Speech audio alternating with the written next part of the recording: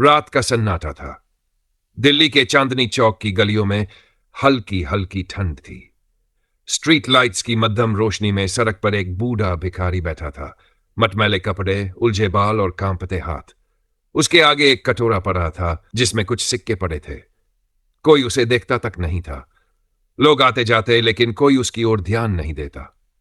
लेकिन इस बूढ़े भिखारी की कहानी बाकी भिखारियों से अलग थी, क्योंकि वो जिंदा नहीं था।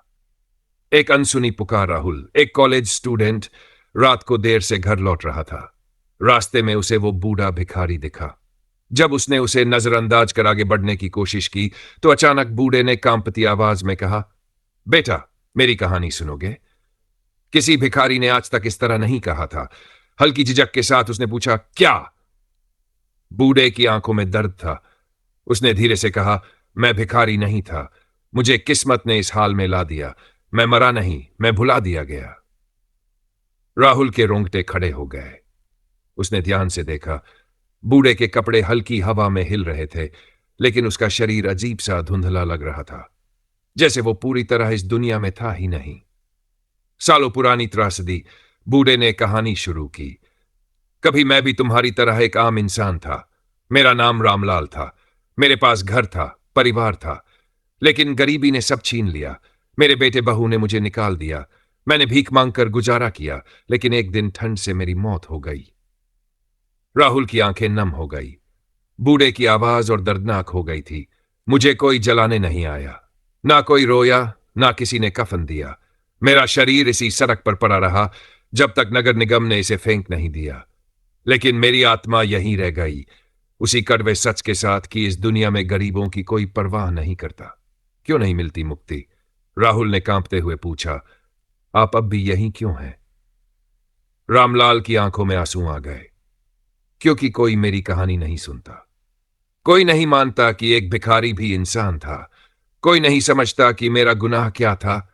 मैं सिर्फ अपनी भूख मिटाने के लिए हाथ फैलाता था, लेकिन लोग मुझे घिनौनी नजरों से देखते थे। मुझे दर्द से तड़प तड़प कर मरने दिया गया, लेकिन अब भी मुझे शांति नहीं मिली। एक आखिरी आस। राहुल का दिल भारी हो गया। उसकी आंखों से आंसू बह निकले। उसने कांपते हुए कहा, मैं आपकी कहानी सुन चुका हूं, अब आप शांति से जा सकते हैं। रामलाल के होंठों पर एक दर्द भरी मुस्कान आई। धन्यवाद बेटे, तुम पहले इंसान हो जिसने मेरी व्यथा सुनी। शायद अब मैं मुक्त हो सकूं। और देखते ही देखते रामलाल की धुंधली परछाई हवा में विलीन हो गई। राहुल देर तक वहीं खड़ा रहा। उसकी आंखों से आंसू बहते रहे। उसे आज एहसास हुआ कि कभी कभी जो आत्माएं हमें डराती हैं वो बुरी नहीं होती। राहुल वहीं खड़ा था जहां कुछ पल पहले रामलाल की आत्मा थी। उसकी आंखों से आंसू बह रहे थे। आज पहली बार उसे एहसास हुआ कि दुनिया में सबसे बड़ा डर आत्मा का नहीं, बल्कि भूल जाने का होता है। रामलाल को किसी ने नहीं याद किया, इसीलिए उसकी आत्मा भटकती रही। क्या आत्मा सच में मुक्त हुई? राहुल के मन में सवाल था। क्या रामलाल की आत्मा सच में मुक्त हो गई, या यह महज एक भ्रम था? अगले दिन वह फिर उसी जगह गया, लेकिन वहां कोई नहीं था। कोई कटोरा, कोई कपड़ा, कोई निशान नहीं, बस ठंडी हवा और एक अजीब सी उदासी। लेकिन जब राहुल जाने लगा तो उसे पास की एक दीवार पर कुछ हल्के अक्षर दिखे। धन्यवाद बेटे। राहुल सिहर गया। ये वही शब्द थे जो रामलाल ने जाते जाते कहे थे। क्या इंसानियत बची है? राहुल के अंदर एक ज्वाला जल उठी। उसने तय किया कि वह सड़क पर रहने वाले बेसहारा लोगों के लिए कुछ करेगा। उसने अपने दोस्तों को इस बारे में बताया, लेकिन कोई यकीन नहीं कर रहा था। अरे यार, भूत वूत कुछ नहीं होते, तूने सपना देखा होगा। लेकिन राहुल जानता था कि वह सपना नहीं था। उसने एक छोटी सी पहल शुरू की। सड़क किनारे बैठे गरीब लोगों को खाना खिलाना, उनके साथ समय बिताना, उनकी कहानियां सुनना। धीरे धीरे यह पहल एक मिशन बन गई। बहुत से लोग उसके साथ जुड़ गए। हर रविवार वह और उसके दोस्त गरीबों के लिए भोजन बांटते, उनके दर्द को सुनते। एक अजीब संकेत। कुछ महीनों बाद जब राहुल एक फुटपाथ पर एक बूढ़े व्यक्ति को खाना दे रहा था, तो वह आदमी कांपते हुए बोला, बेटा, भगवान तुझे सुखी रखे, तेरे जैसे लोग बहुत कम होते हैं।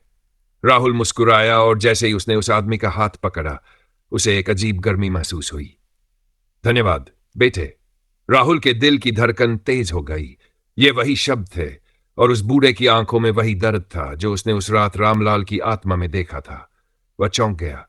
उसने बूढ़े से पूछा, क्या आप रामलाल को जानते हैं? बूढ़े की आंखें भर आई।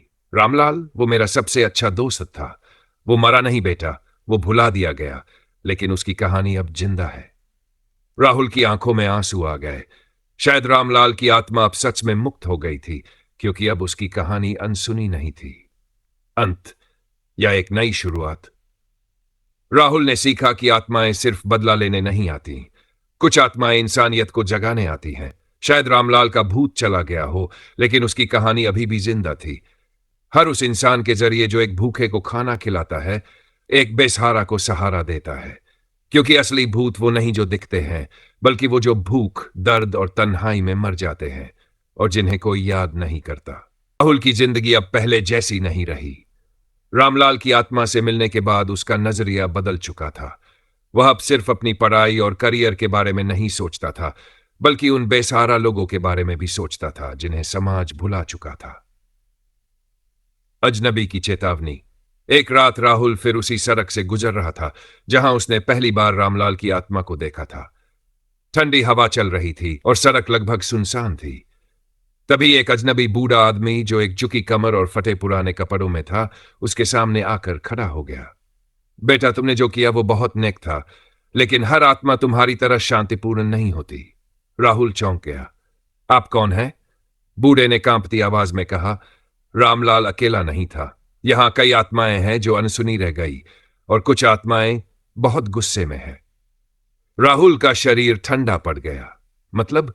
बूढ़े ने धीमे से कहा, तुमने एक आत्मा को मुक्ति दी, लेकिन अब बाकी आत्माएं भी अपनी कहानियां सुनाना चाहती हैं। कुछ अच्छी हैं, लेकिन कुछ बहुत खतरनाक। भूतिया छाया राहुल ने सिर झटका कर खुद को सामान्य करने की कोशिश की, लेकिन तभी सड़क किनारे एक टूटी फूटी इमारत के सामने उसे एक परछाई दिखाई दी। वह परछाई इंसानी थी, लेकिन उसका आकार कुछ अजीब था, जैसे उसकी रीढ़ मुड़ी हुई हो, उसके हाथ ज्यादा लंबे हों और उसके चेहरे की जगह सिर्फ अंधेरा हो। राहुल की सांसें रुक गई। मुझे सुनो, मेरी कहानी अधूरी है। एक फुसफुसाहट भरी आवाज हवा में गूंज उठी। राहुल को महसूस हुआ कि यह आत्मा रामलाल जैसी शांत नहीं थी। यह कुछ और थी, कुछ ज्यादा ही डरावनी और बेचैन। वह धीरे धीरे पीछे हटने लगा, लेकिन तभी हवा में ठंडक बढ़ गई और एक सड़ा गला हाथ उसके कंधे पर आ गया। तुमने रामलाल को सुना, अब मेरी बारी है। राहुल की चीख उसके गले में ही अटक गई। क्या यह एक अंत था या नई शुरुआत? क्या राहुल अगली आत्मा की कहानी सुनने के लिए तैयार था, या यह आत्मा उसे अपने साथ हमेशा के लिए अंधकार में खींच ले जाएगी? राहुल का शरीर कांप उठा। उसके कंधे पर रखे उस सड़े गले हाथ की ठंडक उसकी हड्डियों तक उतर गई थी। उसने डरते डरते पीछे मुड़कर देखा। वहां एक अजीब सी आकृति थी, हड्डियों से झांकती त्वचा, फटे पुराने कपड़े और गहरी काली आंखें जो उसकी आत्मा के भीतर तक झांक रही थी। तुमने रामलाल की कहानी सुनी, लेकिन क्या तुम मुझे भी सुनोगे? राहुल के होठों से कोई शब्द नहीं निकला। वह भागना चाहता था, लेकिन उसके पैर जमीन से चिपक गए थे। एक भूली हुई आत्मा की पुकार। आकृति की आंखों से खून जैसी लाल रोशनी टपकने लगी। उसकी आवाज में दर्द और गुस्सा था। मेरा नाम रघु था। मैं भीख नहीं मांगता था। मैं ठगा गया था। मेरी जिंदगी छीनी गई थी। मेरी मौत मेरी नहीं थी। राहुल ने कांपते हुए पूछा, मतलब? रघु की आवाज हवा में गूंज उठी, जैसे कई चीखें एक साथ सुनाई दे रही हों। मैं एक मजदूर था, मेहनत करता था, ईमानदारी से पेट भरता था, लेकिन एक दिन मैं गलत लोगों के रास्ते में आ गया। एक अधूरी मौत। रघु ने कहानी जारी रखी। एक सेठ था, अमीर, निर्दयी और लालची। उसने मजदूरों की तनख्वाह मार ली। जब मैंने विरोध किया तो मुझे झूठा इल्जाम देकर जेल भिजवा दिया। जब छूटा तो मेरे पास कुछ नहीं था, ना घर, ना खाना, ना उम्मीद। राहुल की आंखों में आंसू आ गए। उसने धीरे से पूछा, फिर क्या हुआ? रघु की आंखों में जलती हुई नफरत चमकने लगी। सेठ की चमचों ने मुझे सड़क किनारे मरा हुआ छोड़ दिया। मुझे जिंदा जलाने की कोशिश की, लेकिन मैं पूरी तरह नहीं जला। मेरा शरीर खत्म हो गया, लेकिन मेरी आत्मा नहीं। मैं अधूरी मौत मरा था, अधूरी आत्मा बना दिया गया था। राहुल की रूह कांप गई। ये आत्मा रामलाल जैसी नहीं थी। इसमें एक भयानक क्रोध था। आत्मा की मांग। रघु धीरे धीरे राहुल के करीब आ गया। उसकी सांसें ठंडी थी, जैसे बर्फीली हवा हो। तुमने रामलाल की मदद की, अब मेरी भी मदद करो। राहुल हिम्मत जुटाकर बोला, मैं तुम्हारी मदद कैसे कर सकता हूं? रघु की आंखें और लाल हो गई। मैं अपने कातिलों का इंसाफ चाहता हूं। मैं चाहता हूं कि वो सेठ और उसके गुंडों को भी वही दर्द महसूस हो जो मैंने किया। राहुल सन्न रह गया। ये आत्मा इंसाफ नहीं, बदला चाहती थी। राहुल का फैसला, राहुल के मन में तूफान था। अगर वह इस आत्मा की मदद करता तो वह भी नफरत और हिंसा के रास्ते पर चल पड़ता। लेकिन अगर नहीं करता तो क्या यह आत्मा उसे कभी छोड़ती? रघु की आवाज गहरी होती गई। तुम्हें एक फैसला करना होगा, वरना मैं तुम्हें भी उसी अंधेरे में घसीट लूंगा जहां मैं हूं। क्या राहुल इस आत्मा को शांति दे पाएगा या वो भी अंधकार में खो जाएगा?